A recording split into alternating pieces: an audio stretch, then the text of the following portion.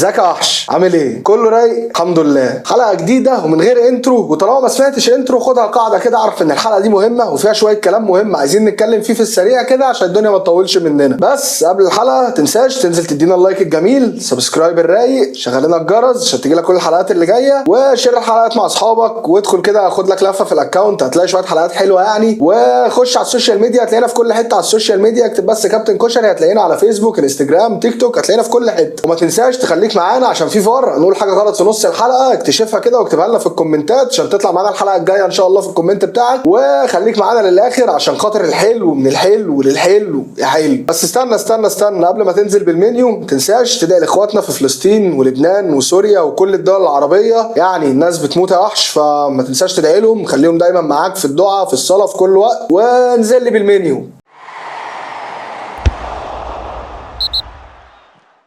بما اننا هنتكلم في المحلي، والمحلي دلوقتي سيره كهربا عماله بتتنطور فيه يمين وشمال. كهربا جه عند ماتش الاهلي وميدياما قال لك يا كولر معلش مش قادر مش هينفع اروح وبتاع عشان خاطر فرح اخته. طبعا وضع غريب، يعني ازاي ده يحصل؟ ازاي اصلا الكلام طلع ان كولر مش موافق وكولر قال له ماشي روح مع انه كان رافض؟ بس هتلاقي صعوبه عشان ترجع تاني تلعب معانا، وهتلاقي صعوبه عشان تاخد مركزك، خصوصا في وجود اسامه ابو علي، هو الراجل شكله مقتنع بيه جدا خلي بالك، ومودست. ويعني اسامه ابو علي ادى كويس في ماتش البلديه، هنتكلم عليه هنيجي للماتش في الاخر. بس كهربا هيلاقي صعوبه جدا عشان يرجع لمركزه بعد الاكشن اللي حصل ده، خصوصا ان كولر كان رافض وكولر ما طلعش يتكلم في الموضوع، وكهربا ما طلعش يتكلم في الموضوع. اللي طلع يتكلم في الموضوع هو شوبير، طلع قال لك الناس كلها عماله بتقول كهربا كان في خناقات ومش عارف ايه وبتاع، ولا مفيش خناقات ولا حاجه، بس القصه كلها فرح اخته مش فرح اخته. يا عم ماشي، هي ليله في العمر والكلام ده طبعا كلنا عارفينه، وفاميلي كامز فيرست، ودايما العيله الاول والكلام ده كله. انا بصراحه محتار في ناحيتين، ناحيه ان انت وانت بتمضي على العقد يا باشا انت ماضي انا لعيب كوره محترف، بمعنى ايه؟ بمعنى اللي النادي هيأمر بيه انا عليا الاثنين. فدلوقتي ما ينفعش اجي انا كنادي اقول لك انا محتاجك عايزك الماتش ده، تيجي تقول لي فرح ومش فرح وعندي ظرف ومش عندي ظرف. هتقول لي يا عم يعني انت في شغلك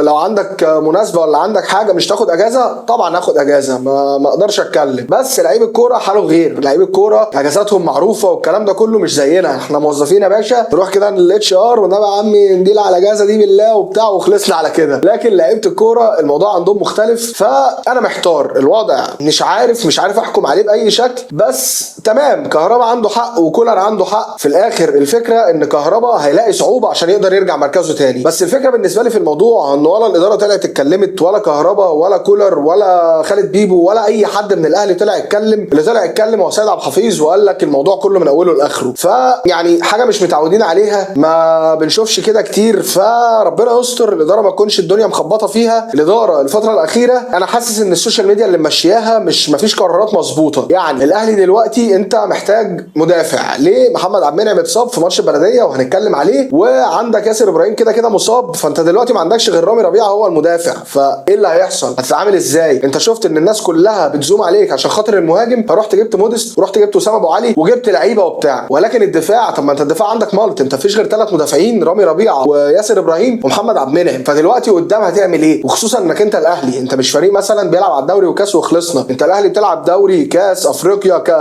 سوبر كاس عالم انديه، انت داخل في كل البطولات الموجوده، فازاي تبقى داخل بسكواد ما فيهوش غير 3 مدافعين بس؟ يعني اتمنى الاداره تراجع نفسها كده عشان خاطر الموضوع ما يبهوأش، احنا مش ناقصين بصراحه، والاهلي يا دوب ماسك نفسه يعني. بس موضوع الاداره ده ينقلنا لايه؟ ينقلنا لزياره مجلس اداره الاهلي برئاسه محمود الخطيب لنادي الزمالك. طبعا يعني لقطه محترمه جدا من مجلس اداره الزمالك ان هم يدعوا مجلس اداره الاهلي لزياره النادي وعوده العلاقات، والكلام ده كلام مهم جدا عشان خاطر الشارع في مصر بقى يعني تنشن جدا اخر فتره، بقى الناس كلها داخله في بعضها وبتاع، وتمشي في الشارع ده يرمي ده بالكلام وده يرمي ده بالكلام، والموضوع ما بقاش منطقي. الكلام ده موجود من زمان وهي دي اصلا حلاوه الكوره، بس بالعقل وبالاحترام. الموضوع ما يبقاش بشتيمه وتمشي تلاقي ده بيشتم اهل ده عشان خاطر ماتش، وده بيشتم اهل ده عشان خاطر رئيس نادي ولا مدير كوره طلع على كلمه ملهاش لازمه. فيعني انا متفائل بصراحه بالشكل ده من اداره الزمالك، باحترامهم ده باحترافيتهم دي. وهتكلم شويه على اداره الزمالك. اداره الزمالك دخلت النادي عندها شويه تحديات بالكوم بالزوفه. الناس صباح الفل، عندك ديون وعندك قفل قيد وعندك مدير فني وعندك فرقه اصلا خربانه والدنيا على البايظ خالص. ان هم يقدروا يوصلوا ان احنا باشا جبنا لك مدير فني، اي نعم اتاخروا فيها شويه بس جابوا مدير فني، جبنا صفقات وفكينا ازمه القيد، ودلوقتي بعلاقاتنا وبكلامنا الناس كلها كلامها محترم جدا. اي نعم الصفقات عندي فيها شويه كلام واتكلمنا فيها في حلقه قبل كده مع وجدي، ارجع الحلقه بص عليها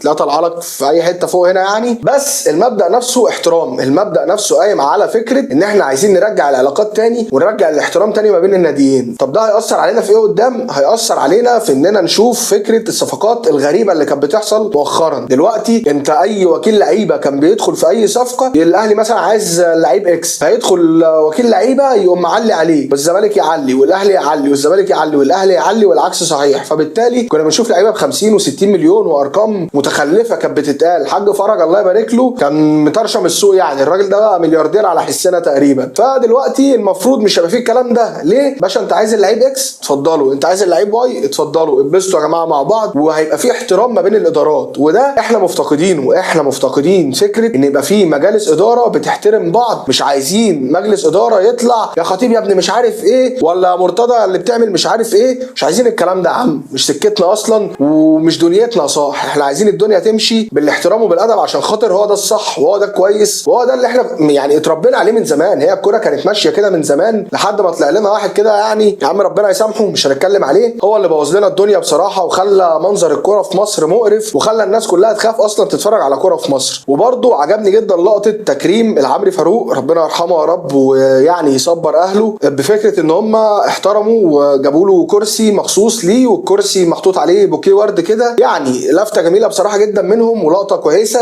اتمنى ان هو ده الوضع ويفضل مستمر على كده والدنيا تفضل ماشيه بالنظافه وبالاحترام ده عشان خاطر احنا محتاجين ده جدا. ودينا شفنا موضوع كهربا خلص خلاص يعني، كهربا طلع اعلن ان الحدوته خلصت والغرامه اتدفعت والموضوع كله خلص. وده خلي بالك لو كانت لسه الاداره اللي فاتت موجوده كانش هتحصل يعني، كانت هتفضل الغرامه موجوده وهنفضل بقى مماطل ولا مش هندفع، طب هندفع، طب هنشوف، طب مش عارف ايه، والمحكمه تحكم ونقول طب اتاجلت والجو ده. لكن لولا ان الادارتين الدنيا بينهم صفيت شويه والدنيا نطفت يعني كنا هنشوف لسه المشكله دي حاصله. بس عايز اتكلم شويه في نقطه الكهرباء دي عشان خاطر الموضوع يعني في شويه كلام. الموضوع ان كهرباء دفع الغرامه كلها بالمصري. في قانون في الفيفا بيقول لك طالما الناديين او النادي واللاعب اللي ما بينهم مشكله من نفس البلد يحق لهم ان هم يدفعوا الغرامه عشان يوفروا يعني فكره العمله الصعبه والجو ده، ان هم يدفعوا الغرامه بعمله بلدهم. فدلوقتي الزمالك مصري وكهرباء مصري، فتمام يا باشا شوفوا سعر البنك عندكم ايه وادفعوا بيه. فالموضوع خلص ان كهرباء دفع كام؟ دفع 77 مليون تقريبا. الكلام كان بيتقال 150 و200 وارقام غريبه كده.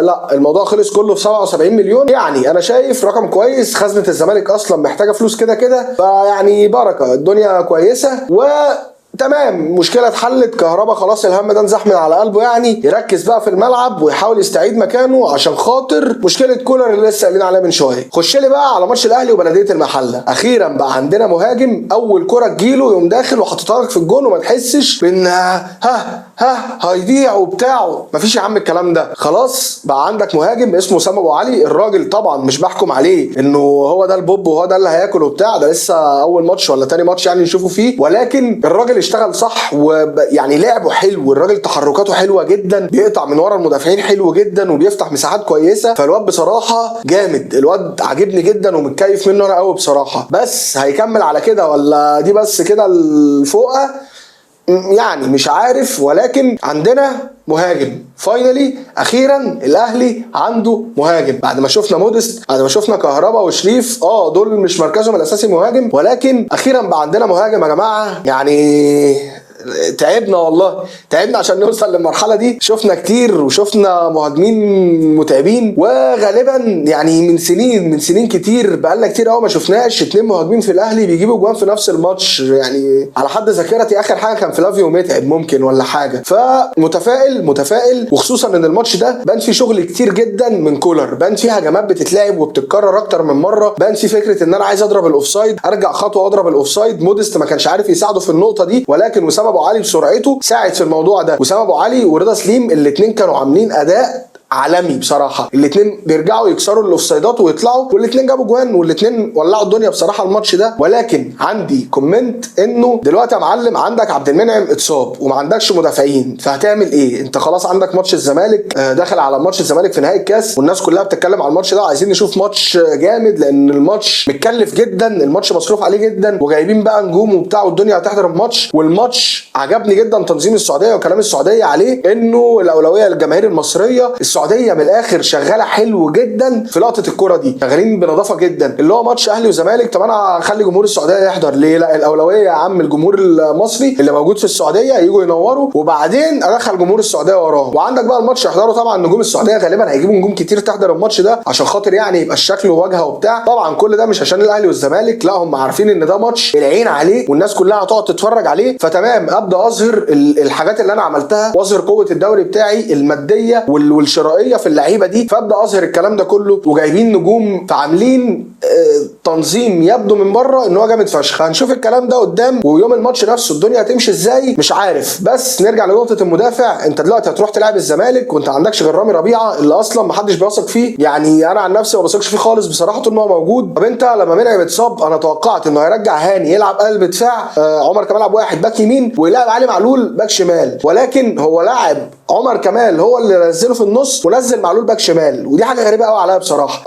عمر كمال ما اختبرش، يعني ما جالوش كور كده نشوف يعني حصل ايه، ولكن مش مطمن. انت كان المفروض، او انا من وجهه نظري المفروض ان هاني كان هو اللي ينزل، هو اللي يعمل الدور ده، عشان خاطر هاني احنا شفناه قبل كده حتى في النقطه دي، شفنا اداؤه وشفنا ان هو كان مأدي بشكل ما. لكن عمر كمال انا عمري ما شفته في الحته دي بصراحه. عمر كمال جوكر، وعمر كمال بيأدي في كذا حته في الملعب، ولكن هنشوفه في قلب الدفاع ربنا يستر بصراحه. خايف جدا من النقطه دي، ويعني متفائل ان شاء الله بماتش الزمالك انه يطلع ماتش شكله نظيف وفيه بقى يعني اللعيبه تمتعنا كده وتبسطنا. انت خلي بالك اغلب ماتشات الاهلي والزمالك اللي فاتت حصل فيها لقطات والكور كانت حلوه، يعني لو تفتكر الخناقه بتاعت شيكابالا والجمهور، وبعدين مش عارف رمضان صبحي يقف على الكوره. كل ماتش الاهلي والزمالك في الفتره الاخيره كان بيحصل فيه لقطات، فنتمنى ان الماتش ده ما يحصلش فيه لقطات والدنيا تمشي نظيفه كده وشكلها حلو، نشوف كوره حلوه تمتعنا. الزمالك بقى عنده فرقه كويسه والاهلي عنده فرقه كويسه، عايزين بقى نشوف من الاثنين دول كوره نظيفه. ونزل لي بقى بالحلو. بص يا صاح، مش دايما الظروف هتبقى معاك ومش دايما الظروف هتبقى ماشيه على هواك، فما تستناش من الدنيا ان هي اللي تراضيك وهي اللي تمشي على كيفك، عشان ده مش هيحصل. لازم تتاقلم ولازم يبقى عندك كده المرونه والفلكسبيليتي ان انت مهما حصل انا هعرف اتلون على الوضع اللي حاصل واعرف امشي حالي عليه. فدلوقتي الوضع ان انت في وسط ناس مش عارفها وفي وسط دنيا مش مناسبه بالنسبه لك، في شغلك في تعليمك في ايا كان، حدد هدفك وشوف انت عايز تروح لفين واتعب عليه وتاقلم على الوضع اللي انت فيه دلوقتي. بمعنى ايه؟ انا يا عم شغال شغلانه مش عجباني دلوقتي وعايز طموحي ان انا اشتغل في حاجه احسن من كده بكتير، تمام، اشتغل دلوقتي على قد ما اقدر وهموت نفسي في شغلتي دلوقتي عشان خاطر يبقى عندي الاريحيه والخبره الكافيه ان انا اروح اعمل اللي انا عايزه بعدين. لكن هتفضل طول الوقت بتشتكي وهتفضل طول الوقت شكاي، مش هيفيد يا صاحبي. هتفضل قاعد على القهوه كده مع صاحبك تشربوا الشاي تخمسوا فيه وعلى البايظ، مش توصل لاي حاجه بعدها في حياتك. لازم تبقى بتتاقلم على الوضع اللي انت موجود فيه عشان خاطر توصل للوضع اللي انت عايزه.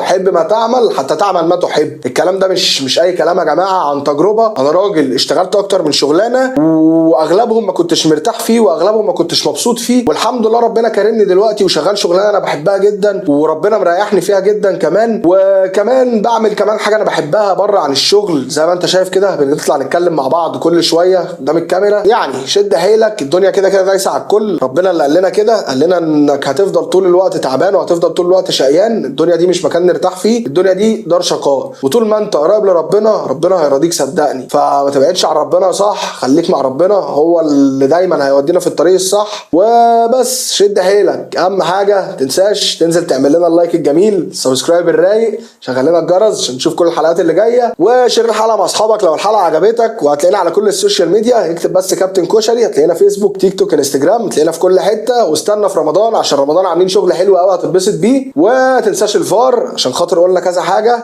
فارجع كده شوف ايه اللي قلناه غلط واكتب لي في الكومنتات عشان خاطر تطلع معانا الحلقه اللي جايه ان شاء الله. وما تنساش تدعي لاخواتك في فلسطين وفي سوريا وفي لبنان وفي العراق وفي كل حته في الوطن العربي. ربنا يا رب يخفف عنهم ويقويهم على اللي هم فيه ويصبرهم، عشان الموضوع طول، الموضوع خلاص داخل في 6 شهور. احنا كلنا تعبنا، ويعني احنا هنا اللي عايشين منعمين بنقول ان احنا تعبنا، فما بالك بالناس هناك. ربنا ينتقم من كل اللي عملوا كده وكل السبب في اللي احنا فيه ده ويهون عليهم يا رب. وبس، وارد عليك يا صاح.